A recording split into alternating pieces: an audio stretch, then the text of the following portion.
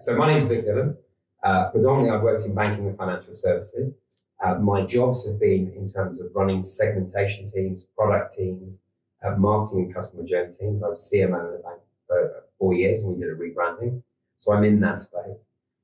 Most of that's around working in business to business and business to consumer, working through partnerships and working across the organisation.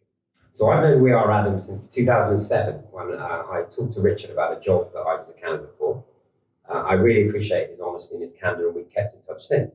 So when I returned to the UK back in December, I'd spoken to Richard and said, look, I'm back in the market, I could really do with some advice, and he was great. So I've been for a couple of positions, hasn't worked out, but I'm confident that something will happen soon. But yeah, I like We Are Adam because I find them to be a really honest agency.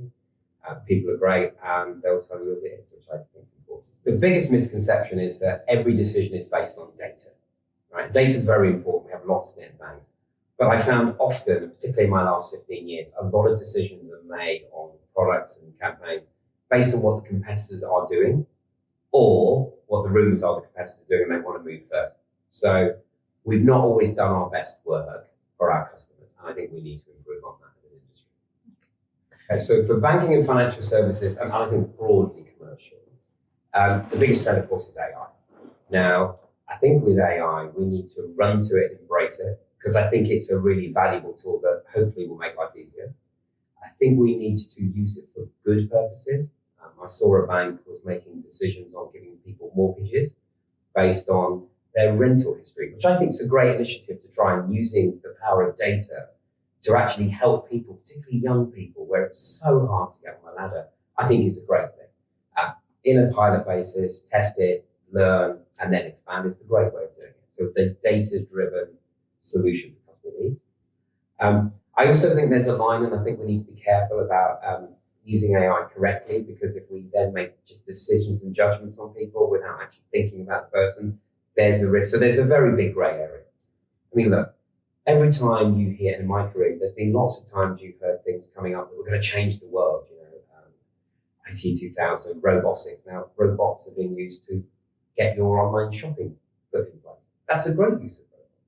Robotics are being used to do some back-end processing. That's also another great use. But they haven't replaced people being in branches and talking to you. So I think we need to just think about it. So from my own perspective, thinking about this interview, I've made a list of the things I'm going to do next week. One of the first things I'm going to do next week is really go to a course on ChatGPT and AI and really understand it and where it can add value to me in a working sense, but also in a personal sense for how I run my life. I'm sure there's things I can do more efficiently using that technology. My personal philosophy is treat people as you'd be done by.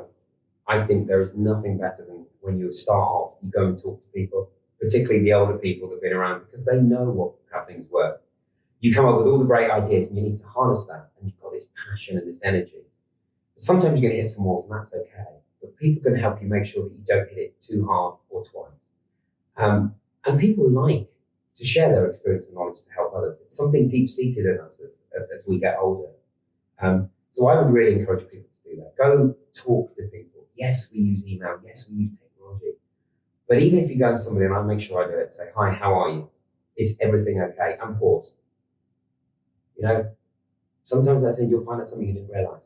And when you're working with people, then you can understand why they are the way they are sometimes, or why they're not their normal selves.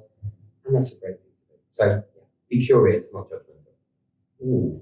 Okay, so I left the UK in 2009 and worked in Saudi Arabia. Worked for a bank, and we were brought in to change the retail bank.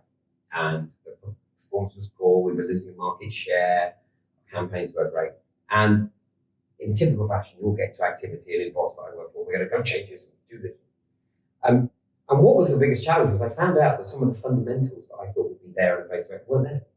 There was a huge conflict between the marketing team and the product team. I mean, real distrust. Culminated in my first week where the marketing team launched a campaign for the cards product that the cards product manager didn't even know about. So how did I overcome this? As I realized very quickly that we could sit in product and shout and scream and nothing was going to change. We had to work with marketing. So in an unofficial capacity, I went to the head of marketing and found out and sat and talked to them and said, look, can you help understand how the products work and the acronyms? As a way of just breaking the ice. And I found out that actually part of the thing was they were fearful of the product team because they didn't understand it. And the product team hadn't explained it. So we got to a solution, which was we changed the way we wrote our briefs to make sure they were giving them more information. So when the marketing team talked to the agency, they came from a position more of knowledge rather than just forwarding it. But more importantly, I got the product guys to realize the marketing people were part of our team and invited them to our team meetings. Now, culturally, that was quite a challenge for a few months, and it was back and forth, and we had to keep at that. But in the end, we got to the point where the marketing team allowed the product team for the first time ever to go to the agency brief as subject matter experts on the proviso that we didn't interrupt them. But when the agency needed something more specific, the product guys did that, built that trust. And then what happened? We started to do campaigns that made sense. We did the right campaigns at the right time. Our profitability grew. Everybody started to see the benefit of working as one team, one goal. So that's one. I take great comfort from my friends and my family. I'm very lucky that I've got friends I've known. Yesterday I had lunch in London with somebody who worked for me in 2000. I've not seen him since, and it was like picking up the old days of my ex-boss in 2007. So I take a great bit of comfort in that. I'm also a foster carer, so we're foster carers. In COVID, we decided, my wife and I, to do something different.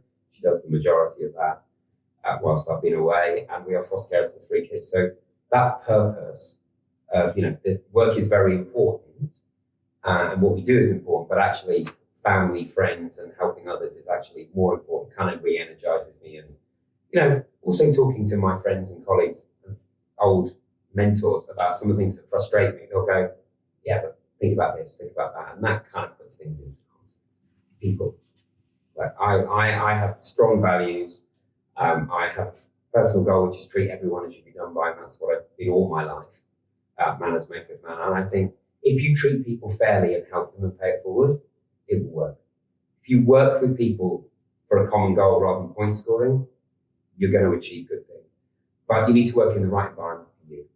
Yeah, so you've got to work in an environment where it's not just words, that people do care. And you have to be open enough to say to somebody, if I overstep unknowingly or don't know, just tell me. And that's hard for people. And that takes time. But once you've built that trust and people can come to you, I found it really rewarding for when I've been in my last organisation. When I arrive, I'm the Brit, who's going to change the world and tell us we're doing it wrong. And when I leave, I'm the guy that people come to go, I don't really understand that. Can you help me understand how that works? And I get great pleasure out of that. When I left my last bank in Kuwait, my job was nationalised. And that's because they want to have their own people in the top position. And that's absolutely fine. I was delighted that my deputy, who I'd been training for the last 5 years, a really nice person, finally got the job rather than other people. And she actually called me the other week and asked for some advice. So I left on the best of terms, but I was pleased that my mentoring actually led to someone getting that job. So that was great.